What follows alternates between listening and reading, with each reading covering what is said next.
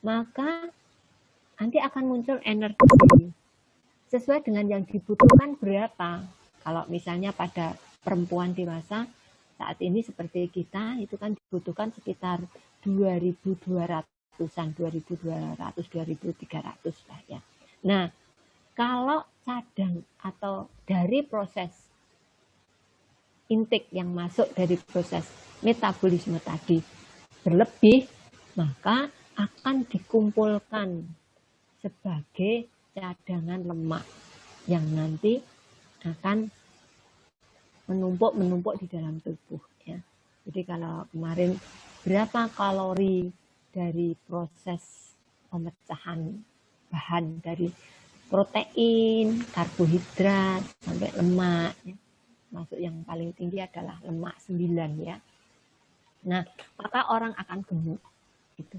Nah, dari proses kemarin energi itu bentuk dari apa? Tampilannya salah satunya adalah kan ada sebagian yang dibuang. Dibutuhkan di dalam proses tadi bantuan oksigen. Nanti akan keluar sisanya selain energi akan keluar CO2. Nah, salah satunya adalah yang akan kita pelajari pada saat ini adalah suhu tubuh. Begitu ya. Ini suhu tubuh itu juga hasil keluaran dari metabolisme, termasuk salah satunya adalah hasil keluaran metabolisme. Termasuk tadi kalau misalnya nggak sarapan, cadangan lemaknya kurang, maka apa yang terjadi? Orang akan termasuk misalnya orang yang badannya besar, gemuk, lemaknya, tumpuan lemaknya banyak, dengan yang tidak ada lemaknya, dia akan menghambat pengeluaran tadi dengan istilahnya dingin tadi ya. Jadi supaya tidak terlalu banyak energi yang keluar suhu tubuh. Ya. Nah, yang akan kita pelajari pada saat ini adalah yang pertama adalah pembentukan panas tubuh, yang kedua adalah pembuangan panas tubuh, yang ketiga adalah pengaturan dan peningkatan terjadinya panas tubuh. Ya, sekarang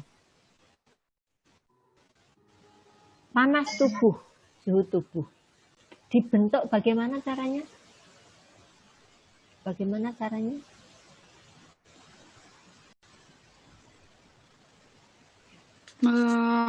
Melalui metabolisme, Bu. Iya. Karena kemarin kita sudah belajar metabolisme Kak ya. Ya, betul jawabannya. Betul ya. Ya, tapi nanti kita lebih kenapa kok bisa faktor-faktor apa yang menyebabkan berpengaruhnya atau kondisi tubuh kita kok satu dengan yang lain berbeda ya. Jadi di slide yang ketiga ya. Jadi suhu tubuh itu keseimbangan antara panas yang diproduksi tubuh dengan panas yang hilang dari tubuh. Kalau ada hambatan dari keduanya, salah satunya, maka suhu tubuh kita akan tidak stabil. Contoh misalnya, contohnya apa? Pada saat sakit, infeksi, suhu tubuh kita meningkat. Pada saat misalnya kita di daerah yang dingin, kedinginan, apa yang dilakukan mekanisme di dalam tubuh kita? Bergerak kan?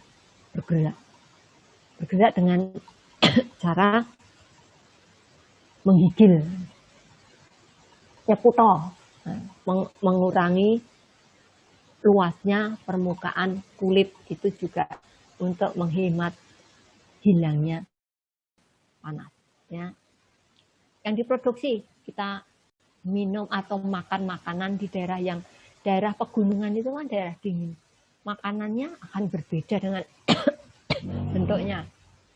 Misalnya yang daerah pegunungan, banyak kan tempat-tempat pariwisata yang daerah pegunungan biasanya dikenal dengan makanan khas apa yang daerah dingin.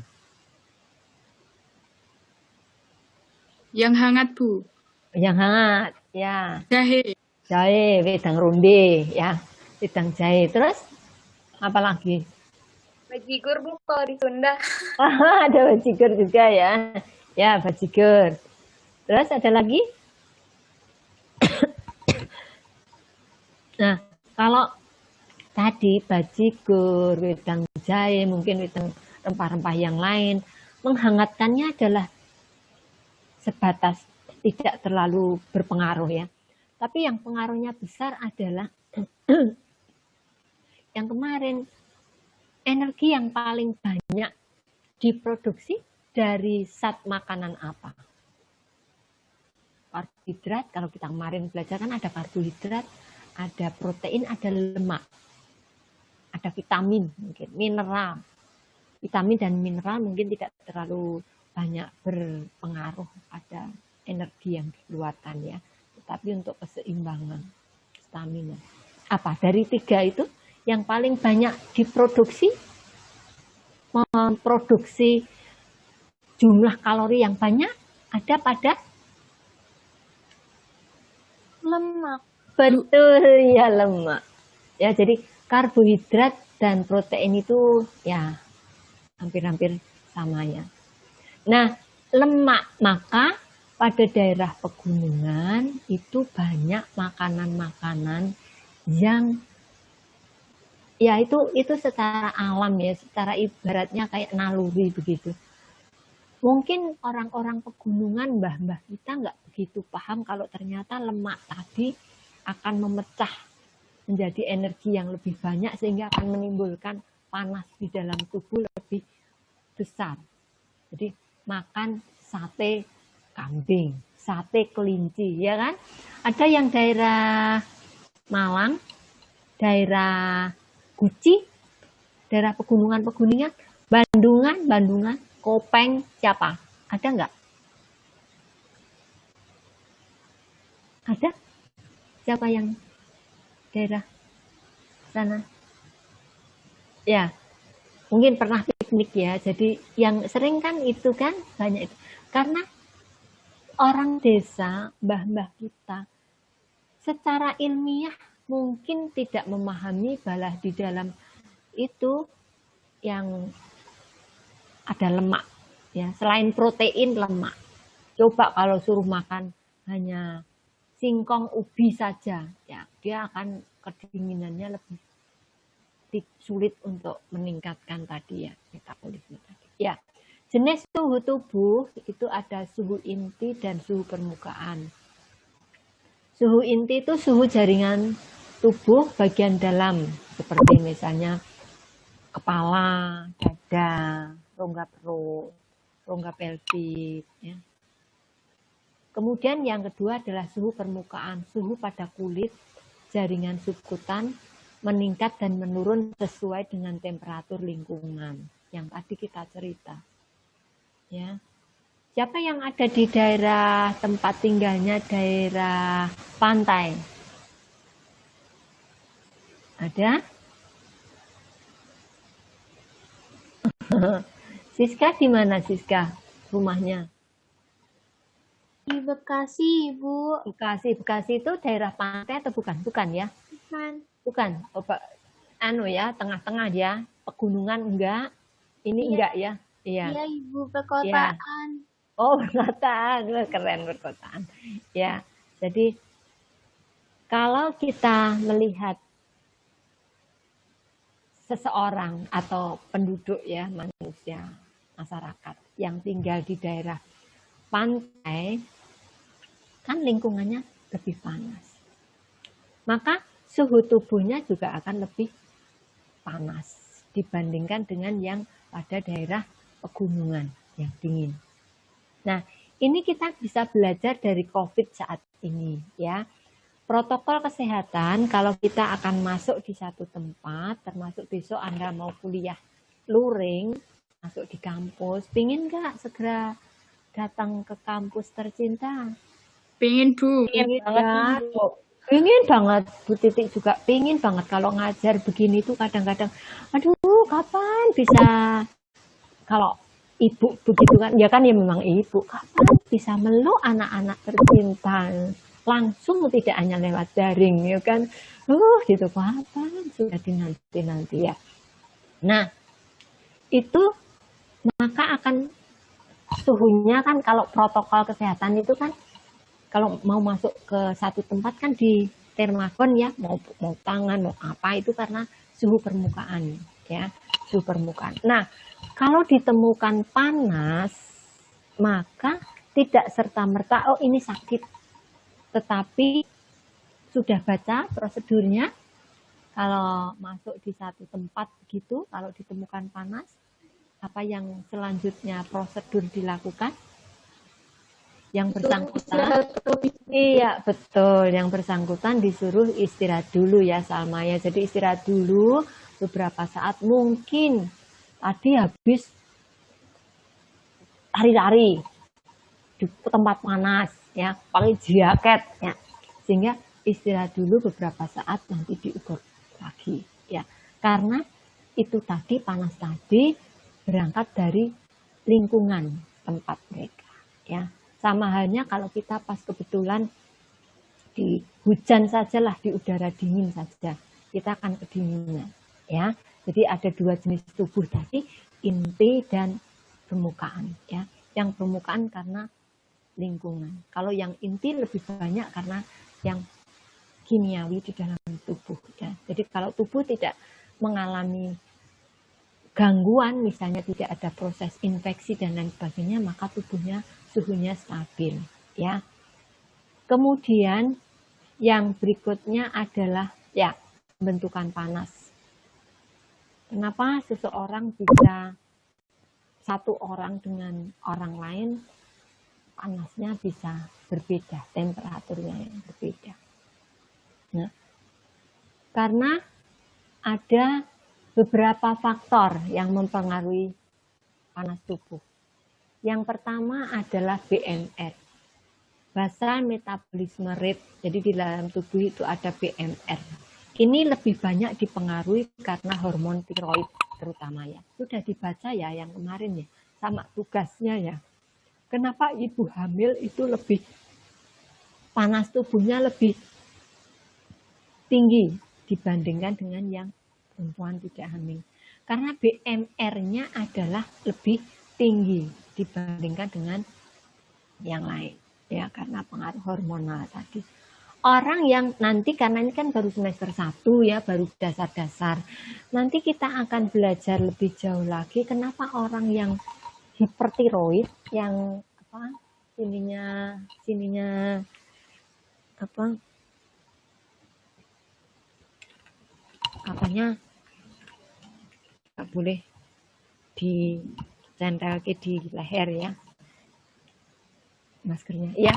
Jadi yang gondok, penyakit gondok itu karena ada hormon tiroid tadi, maka BMR-nya lebih tinggi, meningkat ya, sehingga juga akan lebih panas. Yang kedua adalah aktivitas otot.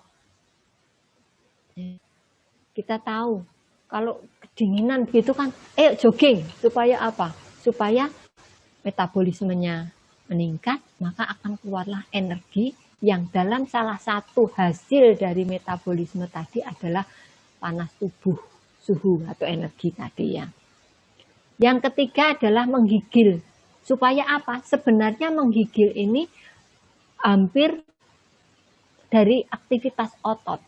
Jadi aktivitas ototnya untuk berproses menghemat panas yang keluar dan juga mengurangi tadi ya, mengurangi pengeluaran panas.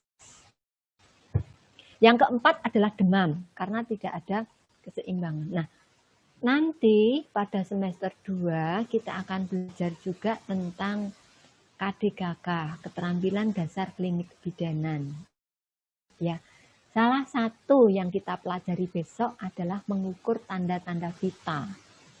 Namanya tanda-tanda vital atau disebut juga vital sign. Kardiak simptom, namanya macam-macam ya atau istilahnya. Tetapi yang diperiksa adalah ada tekanan darah, nadi, suhu, dan pernafasan. Terutama 4 itu ya.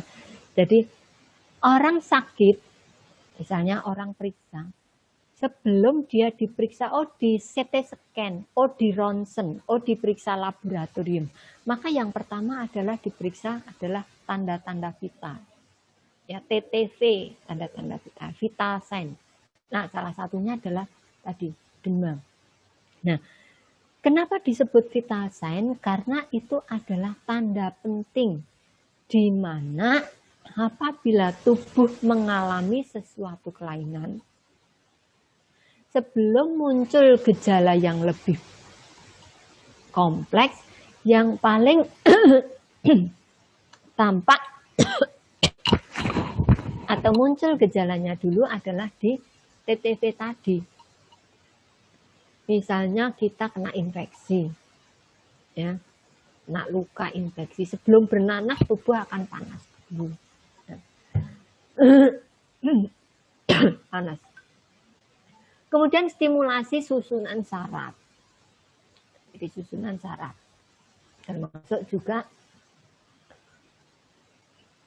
dari makanannya. Jadi nanti ada makanan-makanan yang bisa menstimulasi untuk meningkatkan suhu tubuh. Seperti contoh misalnya tadi. Pala, merica, rempah-rempah. Ya. Kenapa dulu Indonesia dijajah oleh Belanda? Yang paling utama dicari dulu adalah pedagang-pedagang VOC ya. Kalau ingat sejarah ya. Ingatnya yang ini adalah yang dicari adalah rempah-rempah dulu. Merica, ben apa ben panas. Stimulasi termasuk susunan saraf termasuk makanan tadi ya. Kemudian yang keenam hormon tiroid. Ya. Belum bisa ya, nyekelin share belum ya? Bisa ngikuti ya, terutama yang bawa laptop mungkin ya, karena bisa double gitu ya. Kita masuk ke slide 6 berikutnya. 6. Faktor-faktor yang mempengaruhi suhu tubuh. Ya, apa saja yang mempengaruhi suhu tubuh? Ini hampir juga sama dengan yang tadi. Umur. Makanya suhu normal pada orang dewasa dengan anak itu berbeda. Kalau pada bayi, pada anak, ya pada bayi terutama, itu suhu tubuh dikatakan normal itu 36,5 sampai 37,5 derajat Celcius. Tapi pada orang dewasa itu 36 sampai 37 derajat Celcius. Ya. Jadi umur berpengaruh. Yang kedua adalah exercise, latihan fisik. Ya. Olahragawan dengan orang biasa, kebutuhan makanan juga akan berbeda. Nanti kan akan keluarnya suhu tubuh tadi. Termasuk kondisi. Ya. Misalnya ibu hamil, ibu menyusui, ibu nifas, ibu melahirkan, ya, itu akan berbeda suhu tubuhnya. Kemudian hormon, ya, stres, lingkungan yang tadi kita gitu, makan minum. Nah, ini siapa yang pegang Fitkom Bidan 6 Poltekkes ini? Mbak Ria atau mahasiswa atau Pak Fian ini? Ya. Terus kemudian makanan, waktu, dan penyakit. Ya. Mari. Waduh, ini yang jenis-jenis kehilangan panas. Anda pernah panas, badannya gerah gitu? Apa yang Anda lakukan? Apa yang Anda lakukan? Mengkompres, Bu. Mengkompres. Kalau misalnya misalnya dalam keadaan yang normal, maksudnya tidak sakit, Anda sekarang Kipasan, Bu. okay? Pakai kipas, Bu. Oh, pakai kipas. Terus Apalagi? AC, Panas. Bu. Dinyalakan. AC. Terus apa lagi? Mandi, Bu. Oh, mandi. Apalagi? Banyak minum. Oh, banyak minum. Drosor nang jubin. Iya. Jadi ada proses jenis kehilangan panas ya. Jadi yang pertama adalah radiasi. Pemindahan panas dari permukaan satu objek ke permukaan lain tanpa ada kontak. Jadi diradiasikan ke tempat yang lain. Misalnya ke tembok itu bisa menyerap panas ya. Konveksi. Penyebaran panas karena pergeseran antara daerah-daerah yang kepadatannya tidak sama. Contoh pada udara dingin, panas hilang karena pakai AC kipas. Jadi karena ada ada sirkulasi tadi, ada pergerakan tadi. Itu yang konveksi. Evaporasi. Pada saat tangan kita basah, ya, maka akan terjadi penguapan. Maka juga akan terjadi tadi panas akan hilang ikut menguap. Maka besok ya, kalau bayi itu tidak boleh basah, misalnya habis pipis ya, kemudian diganti popoknya. Supaya apa? Sebenarnya itu lebih ke arah nomor 4, konduksi. Pemindahan panas pada objek lain dengan kontak langsung tanpa gerakan yang jelas. Misalnya kompres berbaring di lantai, ya, popoknya basah. Gitu, ya. Nah, proses ini yang nanti akan kita pegang juga sebagai dasar pada saat kita melakukan asuhan. Maka besok pada saat kita belajar tentang aspek persalinan, di ruang bersalin itu standar.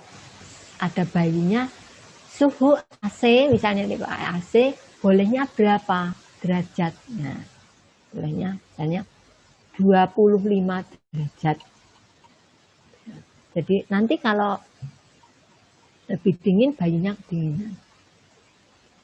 Kemudian ditempatkan di tempat yang terang pakai kopiah misalnya, ya. Itu dalam rangka juga ini sama. Ya. Terus kemudian jendelanya ditutup supaya tidak semberbit. Jenis-jenis demam, nah ini nanti yang akan kita inikan ya.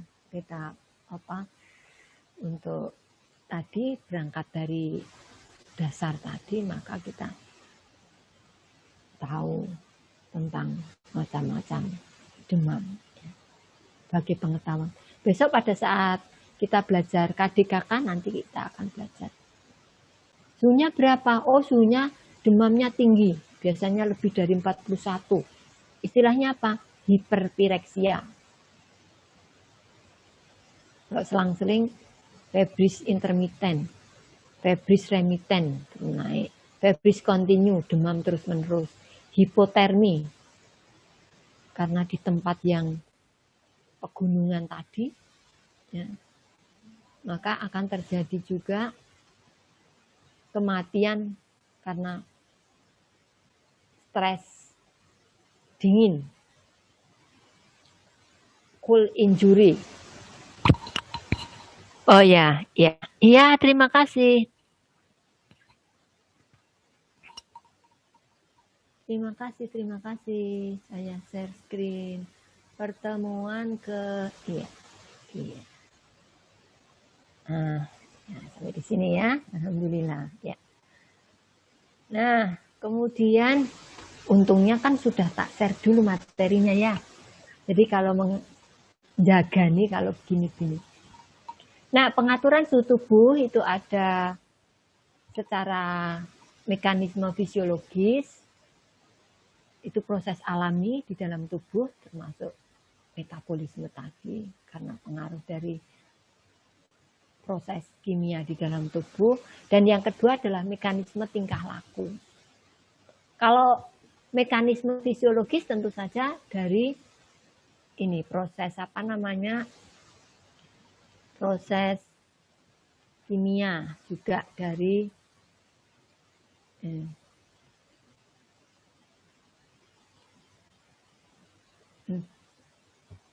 mana ini?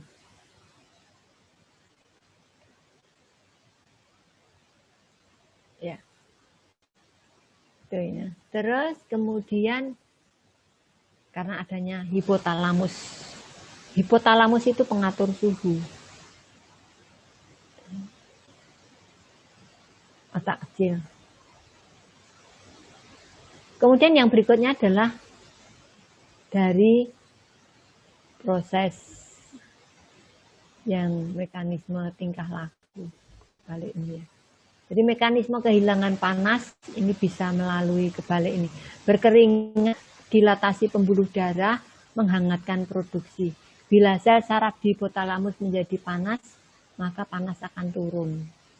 Bila hipotalamus merasakan suhu tubuh turun ya, maka ini merupakan sinyal agar tubuh meningkatkan produksinya. Jadi tubuh itu secara otomatis dalam keadaan yang normal itu kalau contoh misalnya dingin tadi ya, dingin, maka tubuh dia akan secara otomatis apakah dia vasokonstriksi, menggigil, bulu-bulunya meningkat, itu adalah dalam rangka untuk adaptasi fisiologis meningkatkan suhu tubuh tadi. Ya, kan tanpa kita sadari, menggigil itu kan tidak kita suruh kan. Tapi kalau jingkrong gitu, itu kita yang secara sadar. Ya. Jadi, kok panas ya? Kita pakai ini lebih mencuitkan permukaan tubuh. Kalau yang secara di dalam tubuh. Kalau yang di luar tadi kan pakai jaket, perapian, itu yang disadari ya. Kemudian yang berikutnya adalah ini sudah ya. Jadi sudah pakai mekanisme tingkah laku gitu. Kalau panas mandi, kita yang tadi disebutnya sudah. Berarti sudah dibaca dan sudah paham Bu, belum baca saya sudah tahu kok, keren. Siapa dulu ya, mahasiswa Poltek Kesok. Wah Bu, itu kan pelajaran sudah saya terima RPS. Itu saya sudah searching. Siapa yang sudah searching literatur? Iya, harus begitu.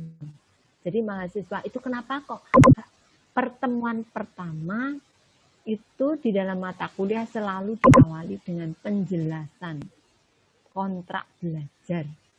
Karena supaya mahasiswa tahu, nanti ketemu Bu Titik itu sama Bu Listi, Bu Wahyuni, Bu Titik dalam satu semester di mata kuliah fisiologi belajar apa saja sih? Oh sudah baca dulu. Dengan searching literatur. Begitu. Ya, gitu. Kenapa waktunya Anda dikasih waktu kan ada dua kegiatan kan. Yang pertama adalah tatap muka penjelasan 50 menit ya. Kemudian dilanjut dengan 170 untuk praktikum seminar. Nah, lo kan sudah dijelaskan Bu. Nah, mahasiswa menyusunnya adalah yang bentuk mungkin lebih aplikatif. Kalau ini kan secara keseluruhan. Kemudian mahasiswa mungkin lebih detail lagi sama dengan contoh-contoh yang secara di lingkungan sekitar Anda. Sehingga pemahamannya akan konkret, akan lebih kuat. Selain sudah dijelaskan oleh dosen, Anda semuanya sudah searching literatur, sudah tugas mandiri, terus sudah meresum, kemudian sudah tugas kelompok dipaparkan lagi oleh kelompok. Coba bayangkan. Secara teori kan kurikulum itu sudah disusun sedemikian rupanya kan, sudah bagus. Jadi kalau harapannya ya sudah sangat paham, mau diulang dan bola-balik kan. sekilas dijelaskan oleh dosen. Apalagi pakai Zoom, gak usah terlalu banyak dijelaskan. Share, sudah dibaca seperti tadi. Apa saja? Wah, sudah menjelaskan. Oh, sudah paham berarti. Sudah selesai. Sehingga tugasnya diselesaikan. Apa? Ayo, coba. Ada yang masih bisa membuka RPS-nya? Tugas mandiri dan tugas terstrukturnya apa pada pertemuan ini? Coba dibuka. Semoga. Oh, ternyata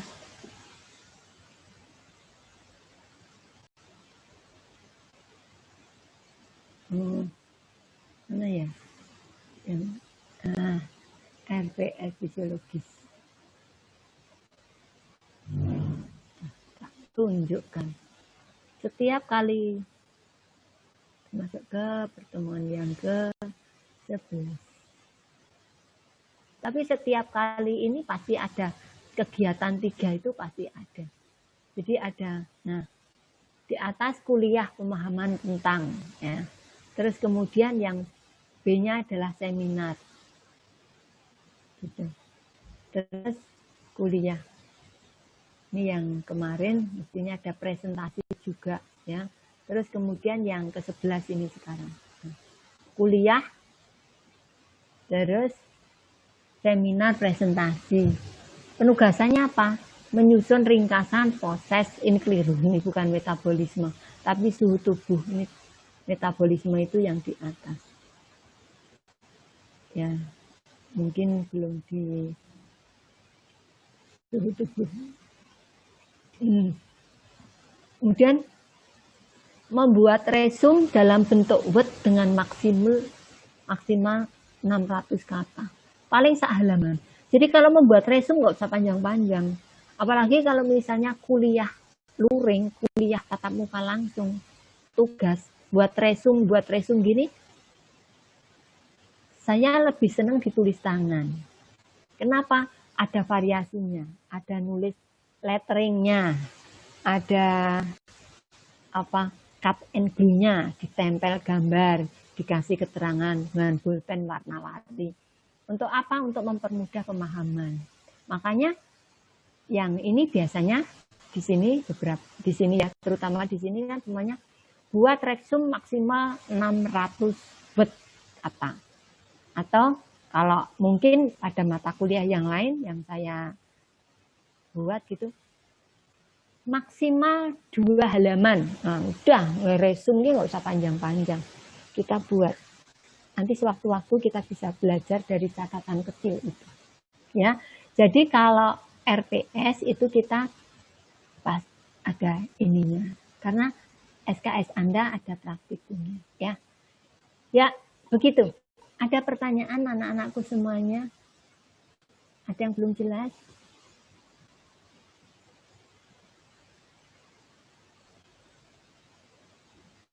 Cukup jelas? Saya ingin dengar suaranya. Sudah bisa dipahami? Jelas? Jelas, Ibu. Alhamdulillah, ya. Ya, jadi nanti untuk tugasnya ya tetap kan RPS-nya di semua mata kuliah Anda pegang itu RPS-nya. Karena RPS itu rencana pembelajaran semester. Jadi apa sih pertemuan ini, apa yang kita pelajari? Diskusi aktif pada kegiatan mengulang ini. Nanti masing-masing ada semua mata kuliah. Ya. Baik, kalau cukup Anda bisa memahami apa yang kita pelajari pada siang hari ini. Berarti nanti saya buatkan tugas kolom ya. Kolom nggak usah banyak-banyak ya. Kalau resume tujuannya tugas itu adalah supaya Anda lebih apa? Iya, lebih memahami apa yang disampaikan. Ya, jadi ditambah dengan searching literatur. Bahasanya lakukan searching literatur atau pendalaman materi. Ya, explore ide. Ya, gitu ya. Jadi dari beberapa literatur, kemudian nanti di HLD saya buatkan ruang untuk pengumpulan tugas, kemudian untuk ya presentasinya saya serahkan ke kelas. Apakah 2 kali pertemuan ini, kan 2 kali pertemuan kan, untuk tugas seminarnya saya ibaratnya diberikan keringanan, tetapi 12, 13, 14-nya Anda melakukan, silahkan nanti di kelas ya. Jadi kan, nah ini 12. Kemudian 13. Ada seminar presentasinya. 14. Kan dosen lain juga ada toh? Ya. Jadi kita masih ketemu lagi 3 kali pertemuan, 12, 13, 14. Kalau misalnya Bu sudah lewat, ya kita ketemu minggu depan, kita akan berbicara tentang sistem pencernaan, ya, sistem pencernaan secara sekilas nanti saya memberikan ini ulasan gitu. Kemudian yang berikutnya Anda melakukan presentasi tentang pencernaan secara mekanik, ya, dan ya gitu, secara mekanik absorpsi zat makanan, pengaturan sistem pencernaan oleh saraf dan hormon, dan refleks defekasi. Mau dibuat berapa kelompok? Silakan nanti Lutfiah ya. Paham ya, Lutfiah, terutama si pennya nanti yang akan mengatur teman-teman untuk. Iya Ibu paham. Ya, jadi gitu. Nanti yang kok setiap kali belajar kok ada resume, ada tugas. Iya, itu adalah ketentuan SKS ya. Tetapi selalu tugas, yakin tidak akan memberatkan mahasiswa supaya lebih paham. Nek gawe resume kok sak halaman kan ya lumrah kan, ya toh. Gini toh kan ada yang sinyalnya hilang timbul ya. Ditutup kameranya, bukan apa-apa, karena sinyalnya rendah Bu, nggak apa-apa. Ya, yang penting ada komunikasinya.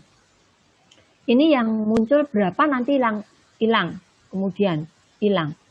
Kenapa hilang? Mencelat sendiri. Ini 57 alhamdulillah ini. Begitu. Ya, begitu anak-anakku semuanya. Nah, ini juga Fikriyah. Mematikan kamera karena ke kamar mandi. Iya, sedang hujan lebat, sinyal tidak stabil ya.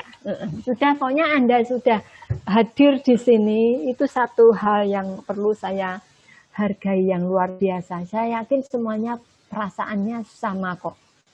Ya, pinginnya ketemu secara luring. Kalau toh ketemu hanya di daring, itu pun nggak mungkin kan, saya nggak ikut, saya pingin tidur kan, nggak semuanya punya ini. Kalau toh ada yang keluar masuk itu karena keadaan. Kalau tidak muncul video karena keadaan. Baik, terima kasih anak-anakku semuanya. Tetap semangat dan selalu berdoa, jaga kesehatan, supaya semuanya diberikan kesehatan, keselamatan. Segera kita bisa bersama-sama. Iya, Rista Wahyu, waduh gambarnya. Ya, begitu ya. Sudah cukup? Ya, tidak ada pertanyaan? Tidak ada? Cukup? Cukup, Ibu. Iya, baik. Kita akhiri. Terima kasih untuk kebersamaannya. Sukses selalu ya. Ya, nanti minggu depan insya Allah kita ketemu untuk topik yang tadi, pencernaan tadi ya. Ya, Bu. Ya, si Lutfi diambil ininya dulu. Ini, pokoknya si pennya. Dosennya kadang lupa, apalagi kadang gatek ya. Si pennya harus ini. Yuk, siap. Kameranya dibuka dulu semuanya sedulu.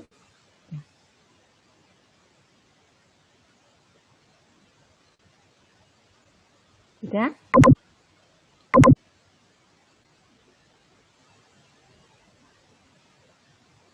Cukup belum, Lutfi? Udah, Ibu. Oh iya. Udah, terima kasih. Assalamualaikum warahmatullahi wabarakatuh. Ya. Yuk. Waalaikumsalam. Warahmatullahi wabarakatuh. Sama-sama. Amin. Ya. Saya keluar ya. Yuk. Ibu. Iya, Ibu.